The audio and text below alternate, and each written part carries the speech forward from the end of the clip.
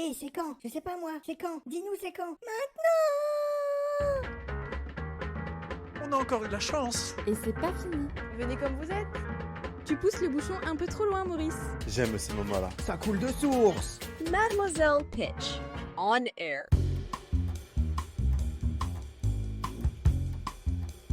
Bienvenue dans Mademoiselle Pitch on Air, le podcast qui dévoile les coulisses de l'engagement et qui met en lumière les ONG. Dans les épisodes de cette deuxième saison, j'ai décidé de donner la parole à des artistes, des femmes et des hommes qui sont connus du grand public et qui ont choisi de mettre cette notoriété au service des grandes causes.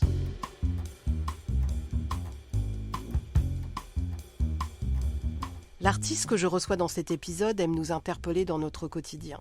Tout vient à point. À qui sait être tendre, c'est elle. Marchoukiev, c'est elle. Rater sa vie, c'est déjà ça, c'est toujours elle. Mon invitée joue avec les mots et elle aime les aphorismes. Les aphorismes, vous savez parfaitement ce que c'est, j'en suis certaine. Mais je vous donne quand même la définition du Larousse. C'est une phrase, une sentence qui résume en quelques mots une vérité fondamentale. Bon, ça peut être aussi l'énoncé succinct d'une vérité banale. Mais qu'elle soit banale ou fondamentale, les vérités de mon invité font réfléchir les passants qui tombent nez à nez avec ces phrases tatouées au mur de nos villes. Car oui, mon invité est une street artiste.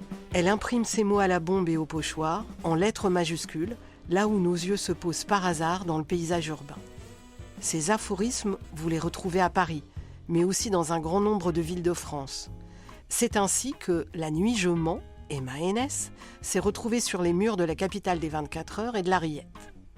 Tantôt cachée flirtant avec la légalité, tantôt accueillie officiellement pour marquer un lieu de son art, mon invité a placé ses mots d'abord sur des murs digitaux, puis en béton et enfin en papier, car vous pouvez retrouver son ouvrage « Des mots d'esprit » en librairie. Mais ce n'est pas tout, car la passion qu'éprouve mon invité pour les mots la pousse à s'amuser avec eux partout où elle peut, comme sur la scène de l'opéra comique, où certains chanceux ont pu l'entendre slammer. En plus d'être une street artiste reine du pochoir, mon invitée a une autre spécialité. Elle est aussi photographe professionnelle. Une activité de jour et une activité de nuit ? C'est ce qu'elle va nous expliquer. Je suis très heureuse de recevoir la street artiste nommée la Dactylo et la photographe Clémence Losfeld, le tout en une seule personne dans Mademoiselle Pitch on Air. C'est pas le moment, c'est pas le moment. Ne piquez pas les yeux. Venez comme vous êtes. L'invité du jour. Bonjour Clémence. Bonjour. Je suis contente de te retrouver car nous avons déjà collaboré ensemble pour une belle cause, celle de Médecins du Monde. Pour te présenter rapidement à nos auditeurs, je vais donner 3 indices marquants de ta carrière ou de ta vie et te demander de réagir à chacun d'eux. Tu as écrit du rap et du slam. Je crois que c'est à l'âge de 6 ans qu'un poisson d'avril t'a fait comprendre le pouvoir des mots. Raconte-nous un peu cette histoire. Alors l'histoire du poisson d'avril, je dois avoir 6 ans, j'apprenais, je pense tout juste à écrire, et j'avais dessiné un poisson d'avril que j'ai fièrement montré à ma mère, et elle s'est marrée direct, ce qui m'a un peu vexée, je comprenais pas, et elle m'a expliqué qu'il manquait un S à poisson, et du coup ça donnait poison d'avril, et je crois que c'est là où j'ai capté justement le pouvoir de l'orthographe, et que ça peut donner quelque chose même si on se trompe. Et peut-être que ça vient de là, mon amour du jeu de mots. Et comment la solitude a pu être un moteur pour créer pour toi ? Quand j'étais ado, on a déménagé dans l'Oise, donc à la campagne. Donc forcément, j'étais plus solitaire parce que la plupart de mes potes étaient dans les villages d'à côté. Et en gros, si t'avais pas de scooter, bon courage, quoi. Fallait se taper des kilomètres à vélo, ce que je faisais pas vraiment. Donc ça pousse à s'occuper. Donc l'ennui, je pense que ça peut vraiment créer... Ça peut pousser à développer son imaginaire et à devenir créatif, je pense, plus que si tu grandis dans une ville où tu es sans cesse sollicité, sans cesse stimulé. Parfois, j'ai pu le reprocher à ma mère qu'on ait déménagé à la campagne. Mais maintenant, je me dis non, que c'est plutôt cool parce que ça m'a poussé à être créative.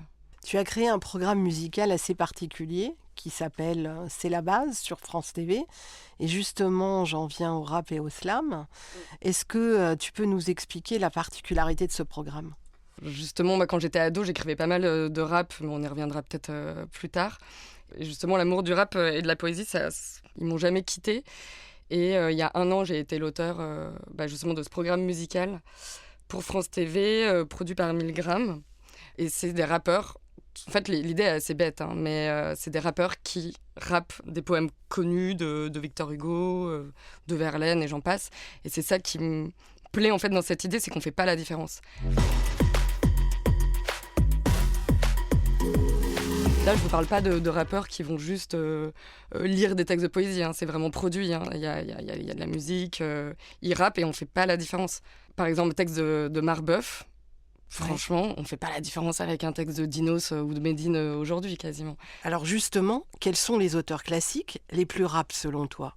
Je pense qu'il y en a vraiment un surtout, c'est Victor Hugo. Parce qu'en fait, pour ce programme, j'ai dû me retaper un peu tous les mouvements poétiques et tout le programme scolaire, justement, de poésie. Donc, il y a le Moyen-Âge, il y a tous les courants, etc., le romantisme, le surréalisme, etc. Et donc, je lisais, moi, toute seule devant mon bureau, justement, pour voir quel texte j'allais proposer aux rappeurs. Donc, je les lisais, j'étais là, non. Non, franchement, c'est Victor Hugo. Victor Hugo, tous ces textes, c'est des textes de rap, je trouve.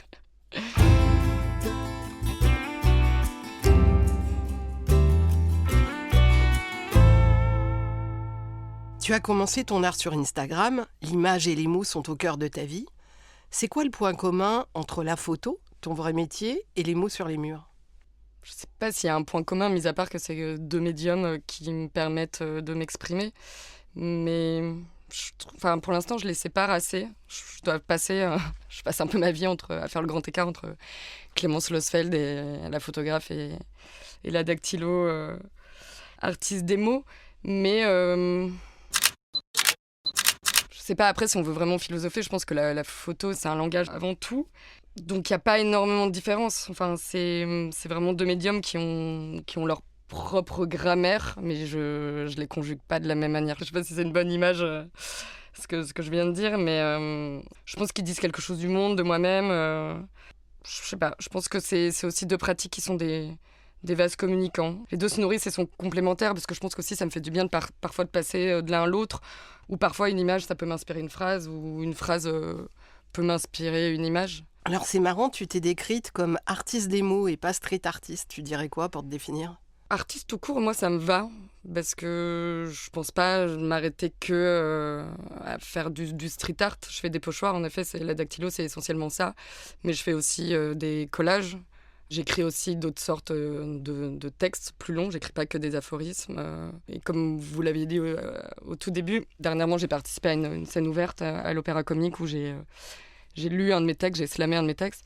Et j'ai un peu envie aussi de développer ça. Donc ouais, j'aime bien le côté artiste, ou artiste urbaine, ou artiste des mots. Pourquoi tu as besoin de descendre dans la rue avec tes pochoirs ?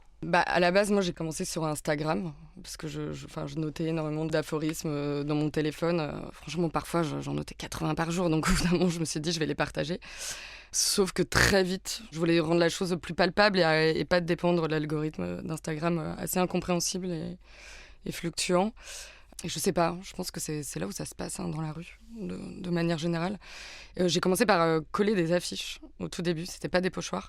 Ça m'a vite embêtée parce que c'était vraiment, je portais un seau plein de colle, super lourd, avec un escabeau. Enfin, c'était énormément de matos, c'est contraignant et en plus, les affiches j'ai été très vite arrachées ou altérées. Donc c'est là où je suis passée à la technique du pochoir.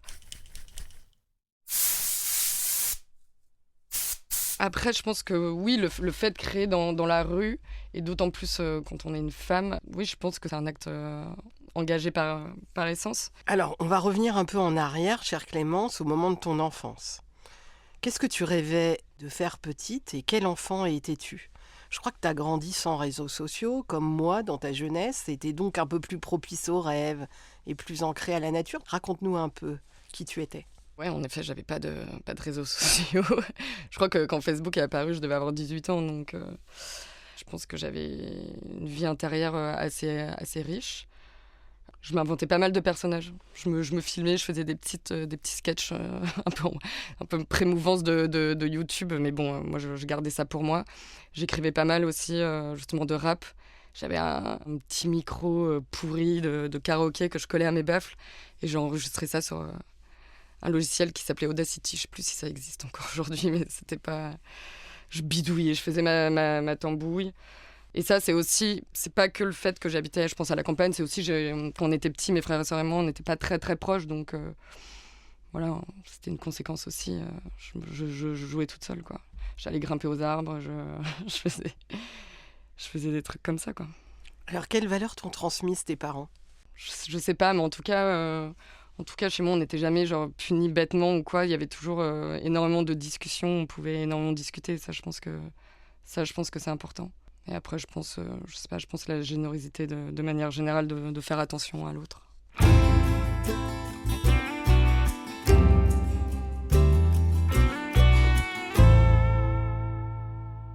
Venons-en à ta vocation de poète sur les murs. On a déjà parlé de cette histoire du poison d'avril à 6 ans, mais ça a continué au lycée, je crois, quand tu t'amusais à jouer avec les numéros de salle de classe de ton lycée. Tu peux nous raconter ce que tu faisais ?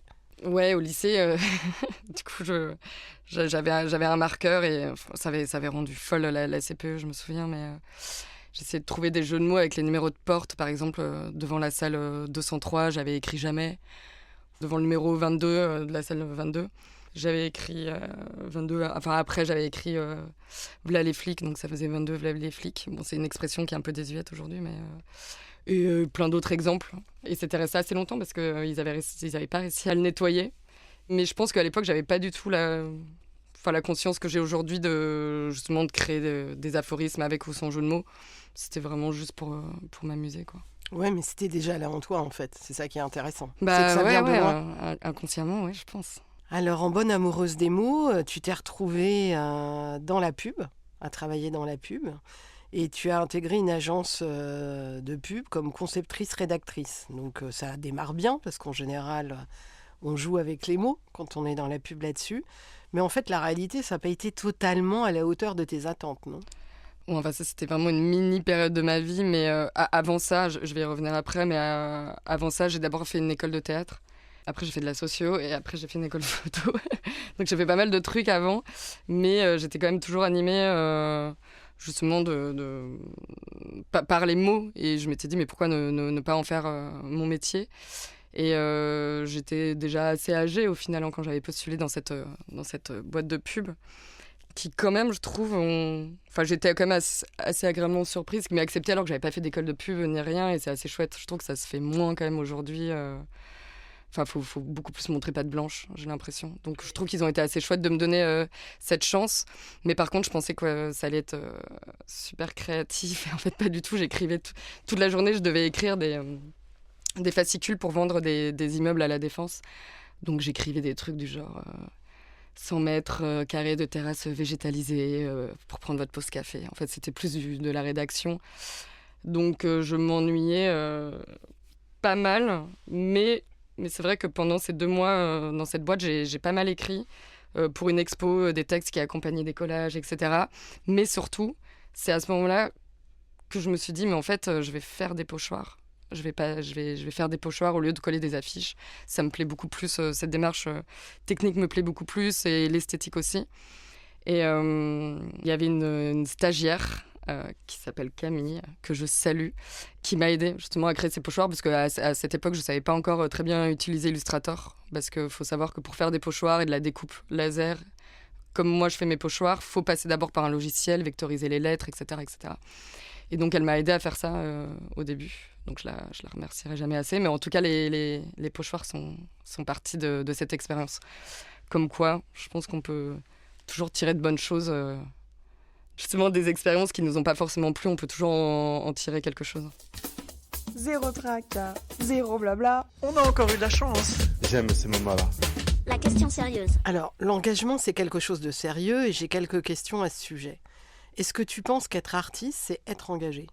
Je pense qu'il y a quand même pas mal de réponses à cette question, même si, je sais pas, je pense que c'est une démarche propre à chaque artiste, de soutenir certaines causes ou de soulever certains sujets à travers son art ou pas, même si je pense que c'est important quand même en tant qu'artiste, d'autant plus si tu es un artiste célèbre, porte-parole de certaines causes, parce que je pense que tu peux faire pencher la balance. Donc pour ça, ouais, pour le réel impact que tu peux avoir, je pense que c'est important. Surtout que de parler de sujets difficiles via un livre, un morceau de musique, à travers l'humour ou autre, c'est moins frontal. Ouais, je pense que c'est important. Pourquoi le street art, c'est une forme d'expression plus propice à l'engagement? Tout ça, c'est lié à la rue, non? Je pense, ouais. Parce que l'espace public, ok, soit il appartient à tout le monde, mais c'est quand même, je pense, un lieu assez politisé et réglementé. Et c'est saturé d'images, de pubs, de slogans politiques qui nous disent quoi acheter, qui nous disent quoi penser, etc. Et je pense qu'en effet, créer dans la rue, ça peut permettre, je pense, de briser ce monopole justement de la parole et créer la surprise et glisser quelque chose d'autre, je pense. Alors, quand tu réalises une œuvre, quelles sont les réactions des gens qui doivent faire dans la rue, justement? Ça dépend. Le plus souvent, j'ai quand même des bonnes réactions. Surtout que maintenant, il y a pas mal de gens qui connaissent aussi un peu mes aphorismes. Donc, ils sont trop contents aussi de me rencontrer en vrai. Je me suis déjà fait arrêter aussi, ça par la police. Mais bon, ça, c'est le jeu. Je m'en suis toujours, pour l'instant, sortie avec une pirouette. Et puis bon, le plus souvent, quand ils voient ce que j'écris... Ils voient que c'est pas méchant. Non, ils voient que c'est pas méchant. Et puis, à chaque fois, j'ai quand même de la chance. Parce que j'ai déjà quand même fait quelques pochoirs sur la police ou sur d'autres trucs. Bon, à chaque fois, ils me tombent pas dessus quand je suis en train de faire ce pochoir, donc tant mieux. Mais non, au tout début, ce qui m'avait un peu choquée, c'est qu'il y avait pas mal d'hommes qui m'arrêtaient dans la rue en me traitant de sale féministe avant même de voir le message que j'étais en train de pocher. Donc ouais, je trouve ça quand même assez parlant. Enfin, leur réaction raconte, je trouve, quelque chose. Ça soulève quelque chose chez eux de voir une femme s'emparer de l'espace public, probablement, je ne sais pas. Enfin, le plus souvent, j'ai quand même de bons retours. Et d'ailleurs, on m'a raconté quand même plein de fois. Et c'est ça que je trouve chouette aussi de créer dans la rue, c'est de créer la rencontre. Soit la rencontre entre moi les autres et moi, ou les autres entre eux. On m'a déjà raconté plein de fois que des gens avaient débuté une histoire d'amour en s'envoyant mes pochoirs en photo pour se faire passer des messages de drague ou autre, parce qu'en effet, mes pochoirs parlent aussi beaucoup d'amour et de tendresse, et je trouve ça trop cool.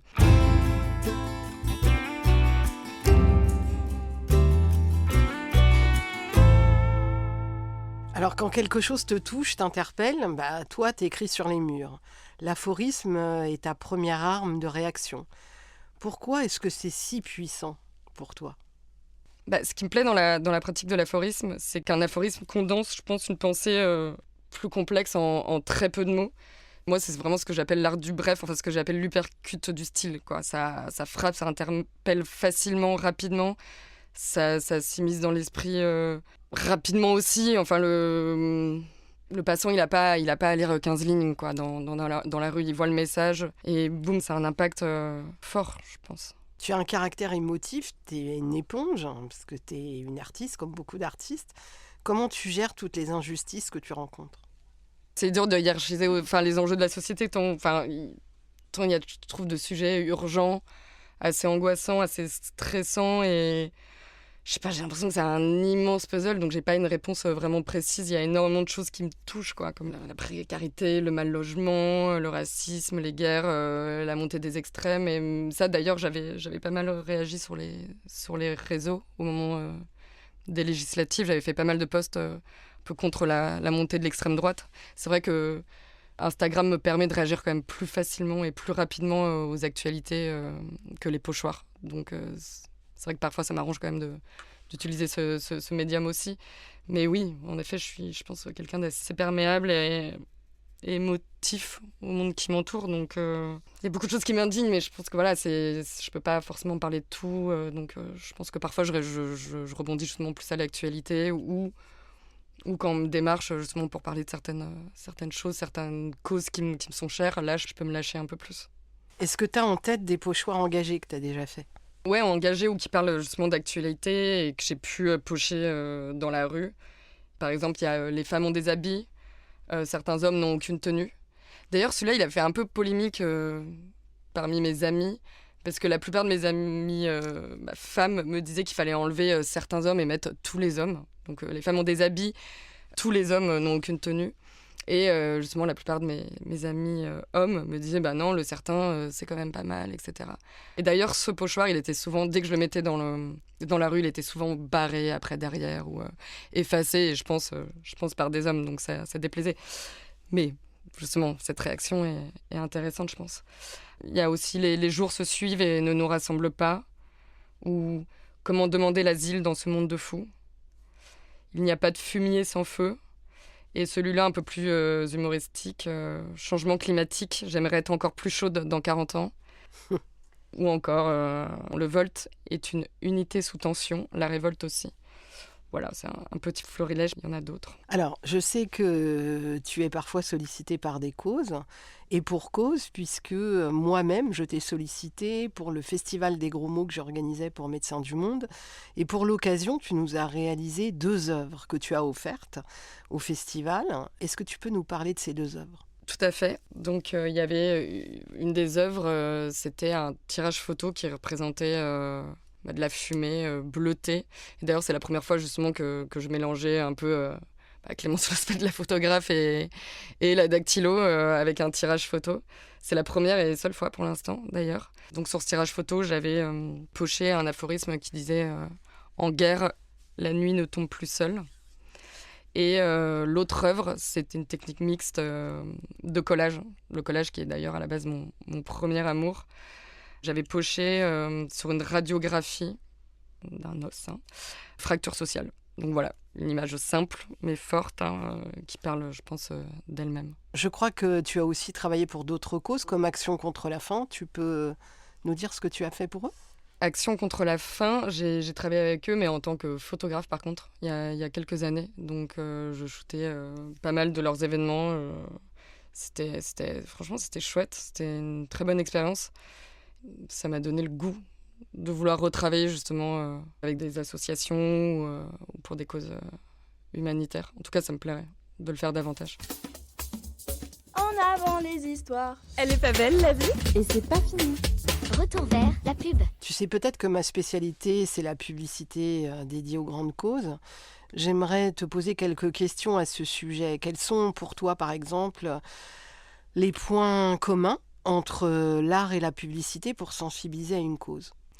C'est pas simple comme question, surtout qu'aujourd'hui, j'ai l'impression que les deux se confondent un peu. La pub fait appel à des artistes aussi pour faire passer des messages. Mais après, oui, je pense que le point commun, c'est qu'ils ont quand même le pouvoir de capter l'attention et de provoquer une réaction, que ça soit émotive ou autre. Mais après, je sais pas. Est-ce que le but et la finalité est la même ? Moi, je trouve que l'art engagé, il cherche pas à plaire ni vraiment à convaincre. Alors que la pub, même si c'est pour une bonne cause... elle cherche à aider les associations en collectant de l'argent pour leur donner les moyens. Oui, c'est ça, mais même si c'est pour une noble cause, il y a quand même toujours... Enfin, c'est fait dans un cadre vraiment stratégique. Et je pense que c'est ça la différence avec l'art qui est plus intuitif, où l'artiste fait pour faire aussi. Même si c'est pour parfois, et souvent d'ailleurs, faire passer un message. Tu pousses le bouchon un peu trop loin, Maurice. Vous les copains, je ne vous oublierai jamais. Coucou. Au revoir, président. Le mot de la fin. Pour finir cet entretien, je vais te poser des questions rapides et tu vas me répondre sans trop réfléchir ce qui résonne en toi. Cite-moi un artiste comme ça qui te vient en tête, qui t'a bousculé. Quand j'entends plus ce terme bousculé, ça me fait penser à Antonin Artaud. Je ne sais pas si vous voyez qui c'est. Raconte un poète, dramaturge... qui parle pas mal de la folie dans son œuvre. Il était un peu fou lui-même. Mais après, que je dis qu'il m'a marqué parce que j'avais écouté des enregistrements d'Antonin Artaud quand j'avais genre 9-10 ans, donc ça m'avait un peu marqué. Un morceau de musique qui te reste en tête ? En ce moment, j'écoute pas mal Gaël Faye. Après, là, un morceau vraiment qui me reste en tête, là, j'ai pas... Si, il y en a un qui me reste un peu en tête, c'est de la rappeuse Mira. C'est Pom Pom, ça s'appelle, le titre. Ça me reste pas mal en tête. Mais sinon, je réécoute pas mal Gaël Faye. J'aime bien, je suis assez sensible à son écriture. Le dernier film que tu as aimé ou vu au cinéma ? C'était 20 dieux, de Louise Courvoisier. Un livre engagé qui t'a inspiré ? D'acier, de Sylvia d'Avalon. C'est un roman social assez engagé. Et pareil, j'aime beaucoup comment elle écrit. On a l'impression vraiment de voir un film se dérouler sous nos yeux quand on lit ce livre. Est-ce que tu peux me citer un tableau, une œuvre engagée qui te parle ? Si on veut rester dans le street art et finir là-dessus, je pense au I Love Flowers Thrower, je ne sais pas bien le dire, le lanceur de fleurs de Banksy. C'est un pochoir qui a été réalisé à Jérusalem, je crois début 2020, sur le mur qui sépare la Palestine et Israël. Donc c'est C'est encore bien d'actualité. C'est un pochoir voilà, justement qui parle de paix. C'est un appel à la paix. Je trouve ça assez beau, quoi. Avant de se quitter, parle-nous de tes récents projets ou de ceux à venir. Quel prochain mur tu vas aller décorer ? Alors mes récents projets, j'ai fait justement une expo d'une 15aine de collages avec des vieux journaux comme des vieux journaux tels que des vieux Paris Match où j'imageais mes aphorismes en collage. Sinon, dernièrement, j'ai aussi eu la chance de faire des pochoirs sur le décor d'un film. Wow. Donc ça, c'était vraiment trop cool. Ça change de la rue ou des murs. Et justement, quel mur je voudrais faire prochainement ? J'en ai repéré un vers Voltaire, à Paris. Et sinon, j'aimerais bien reprendre mes dactylotours. Donc mes dactylotours, c'est mes petits périples que je fais en France où je poche dans plein de villes différentes.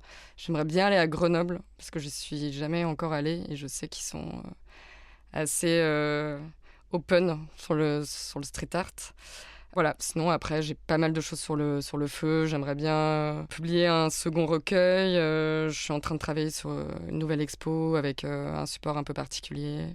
Voilà, plein de choses sur le feu. Maintenant, il y a plus qu'à faire. Donc on va entendre parler de la dactylo toute l'année 2025. Voilà, vous aurez des news, ouais. Et voilà, c'est déjà la fin de notre voyage ensemble et de cet épisode de podcast. Il me reste à te remercier chaleureusement, cher Dactylo, chère Clémence, d'être venu passer ces quelques instants avec moi ou avec nos auditeurs. Et vous, chers auditeurs, chères auditrices, merci d'avoir écouté cet épisode. Mademoiselle Pitchoner est disponible sur toutes les plateformes de podcast. Vous allez découvrir tous les invités qui m'ont fait l'amitié de venir à mon micro. À bientôt. C'est quoi ce film ? C'est une série pour France TV.